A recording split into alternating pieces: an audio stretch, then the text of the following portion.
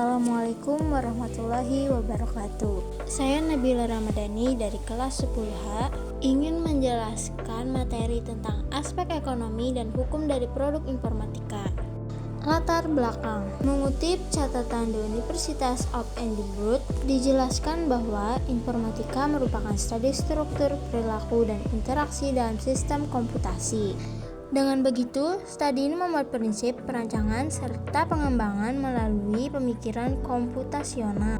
Pemikiran tersebut kerap diistilahkan berpikir komputasional. Sementara itu, produk hasil olahannya disebut produk informatika. Dalam informatika, ada 5 perusahaan berbasis teknologi informasi yang bernama Apple, Alphabet, Microsoft, Amazon, dan Tencent. Kelimanya sama-sama bergerak sebagai produk informatika hasil olahan ilmu komputasi. Sebut saja Amazon sebagai salah satu contoh produknya. Perusahaan ini memberikan akses kepada orang-orang di seluruh dunia ketika ingin berbelanja. Dengan begitu, konsumen akan dipermudah melalui sistem komputasi yang ditawarkan informatika. Aspek ekonomi dan hukum. Aspek ekonomi. Produk informatika mengalami perkembangan yang signifikan, mulai dari penemuan pertama komputer. Seiring waktu berjalan, nyatanya teknologi yang memanfaatkan ilmu informatika juga kian bertambah, seperti komputer dan smartphone. Aspek hukum. Berbeda dengan ekonomi, aspek hukum lebih mengacu pada hak hukum produk sebagai kepemilikan individu atau kelompok tertentu. Dengan begitu, ada landasan hukum yang melarang suatu produk informatika dibagikan secara cuma-cuma.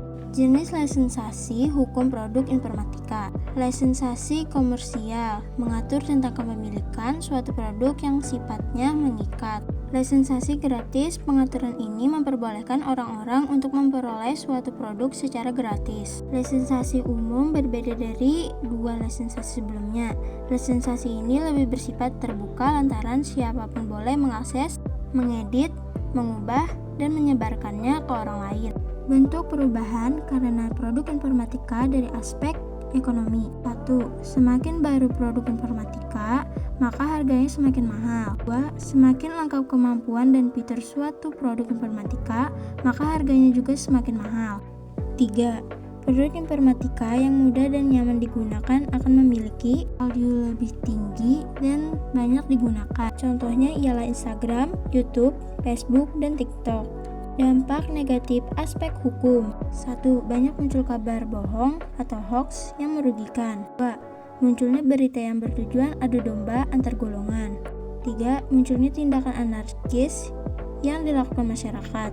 4. Mengikis sikap toleransi antar umat beragama yang memicu kekerasan. 5. Meningkatkan tindakan kejahatan dunia maya seperti peretasan dan pencurian data. Beberapa aspek hukum informatika. 1. Hak cipta adalah hak bagi pemilik untuk mengatur penggunaan karya cipta. 2. Privasi dan perlindungan data.